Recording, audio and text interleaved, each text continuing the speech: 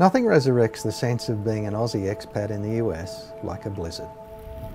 Whoever in Australia grows up experiencing blizzards. I'm in my 17th year of living in the US Northeast, and shoveling after a snowfall has made the experience of snow, well, as they say it here, it gets old, a little tiresome. But a blizzard, I've been in a few, that still wakens the sense of wonder in me. This one began slowly. The first flakes were coming down around 9:30 on Friday morning as I was leaving a Chamber of Commerce meeting. By 2 p.m, everything was dusted with snow and whipped by a bitter breeze, and yet it felt like it might be a fizzer. The weather people here really know their stuff when it comes to snow, and they said anything from 27 inches to 3 feet might fall on Boston's North Shore over a 36-hour period. And that's where we are, a minute's walk to downtown Beverly, which is just across the Danvers River from the better-known city of Salem. And wind, that was supposed to get up around 60 mile per hour, gusting to hurricane force at 75 mile per hour by late night. That's 100 kilometres per hour to 150 kilometres per hour for younger Aussies. But I'm old enough to have done primary school sums in miles, yards and inches.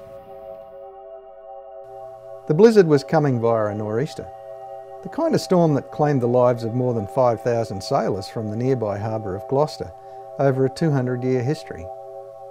You might have seen the movie The Perfect Storm. That was about Gloucester. Anyway, Joe and I played Scrabble into the late evening, hearing the snowplows cruising up and down our street every half hour or so. They're pretty organised in the towns here. Everyone with a large ute aims to get a contract to shift snow through the winter from their town council, and buys themselves a blade to fit to the front and a salt spreader to fit to the rear. By 11 p.m, we reckoned the dog needed to go out, despite the wind and swirling snow, so we went out, and it was pretty obvious with 20 hours to go, there was going to be a lot of snow by Saturday morning. So when I took the dog out in the morning about 7:30, there was about 2 feet, and the snow coming down steady with a whole 12 hours or more of the same yet to come. By 8:30, the digging out needed to begin, in spite of the endless swirl of flakes from above, and it's one of those jobs you resign yourself to. Hours of thrust, lift, turn and walk to a growing pile that's kind of out of the way of paths and driveways, then heave and go back and do it all again and again. And my 95-year-old neighbour across the street needed an access way to her front porch just in case something went wrong and she needed to get to the hospital. Then my neighbour turns up with his snowblower. There was some relief in that, for our adjoining driveways were already more than 2 feet deep and the cars semi-submerged under drifts. Few homes here have garages.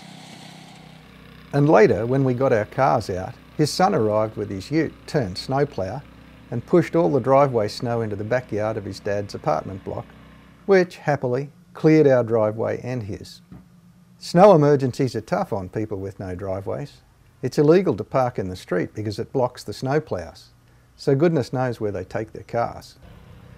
The final job of the day for me was to get on the porch roof through the bedroom window and shovel off about 2 tons of snow almost 4 feet in depth, which would almost certainly have collapsed the porch when rain comes as expected on Monday. After that, we played. The fall from the sky ceased and the wind eased. We walked to Dane Street Beach, about 6 blocks away. It was the calm after the storm, about 3:30 p.m, and we found ourselves content to stroll the shoreline much further and for a longer time than planned.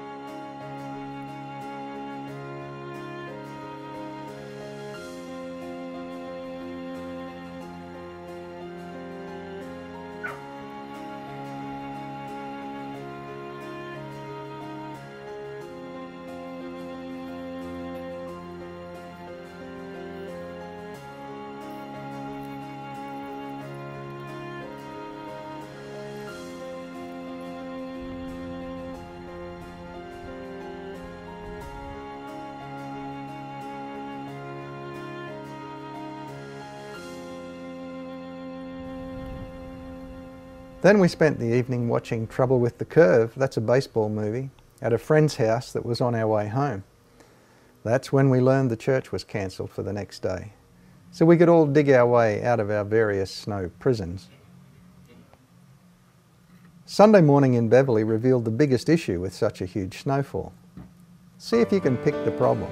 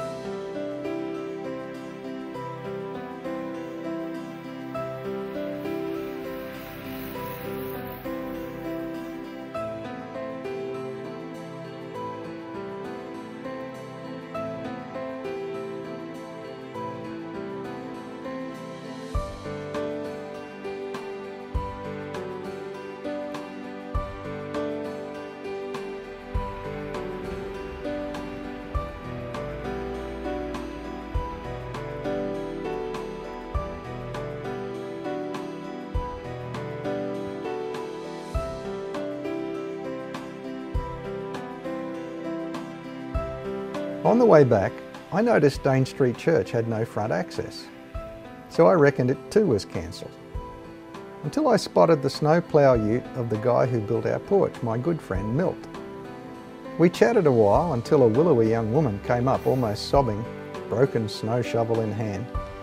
She pleaded for Milt to use the plough to help get her car out. He went up the street with her to see what it would take. That set the tone for what I was going home to. My neighbour on the other side needed to get his boy to a doctor. More shovelling.